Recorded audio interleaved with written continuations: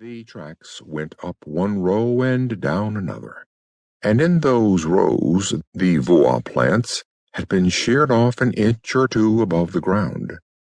The raider had been methodical.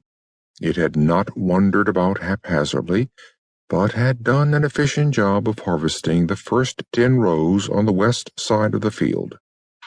Then, having eaten its fill, it had angled off into the bush, and that had not been long ago, for the soil still trickled down into the great pug marks sunk deep into the finely cultivated loam. Somewhere a sawmill bird was whirring through a log, and down in one of the thorn-choked ravines a choir of chatterers was clicking through a ghastly morning song. It was going to be a scorcher of a day.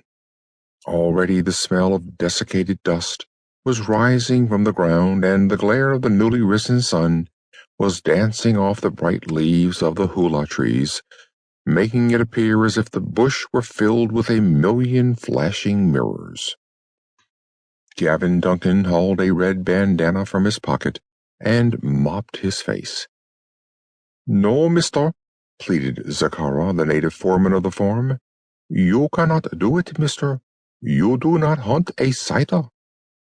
"The hell I don't," said Duncan, but he spoke in English and not the native tongue. He stared out across the bush, a flat expanse of sun-cured grass interspersed with thickets of hula scrub and thorn and occasional groves of trees, crisscrossed by treacherous ravines and spotted with infrequent waterholes. It would be murderous out there, he told himself, but it shouldn't take too long. The beast probably would lay up shortly after its pre-dawn feeding, and he'd overhaul it in an hour or two, but if he failed to overhaul it, then he must keep on. "Dangerous," Zakara pointed out. "No one hunts the scyther." "I do," Duncan said, speaking now in the native language. "I hunt anything that damages my crop. A few nights more of this and there would be nothing left."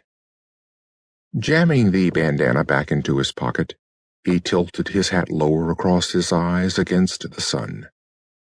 "It might be a long chase, mister. It is the scone season now. If you were caught out there—" "Now listen," Duncan told it sharply.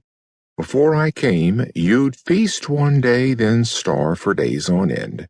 And now you eat each day. And you like the doctoring. Before, when you got sick, you died. Now you get sick, I doctor you, and you live. You like staying in one place instead of wandering all around." "Mister, we like all this," said Zakara, "but we do not hunt the scyther." "If we do not hunt the scyther, we lose all this," Duncan pointed out.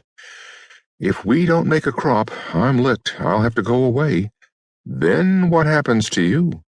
"We will grow the corn ourselves." "That's a laugh," said Duncan, "and you know it is.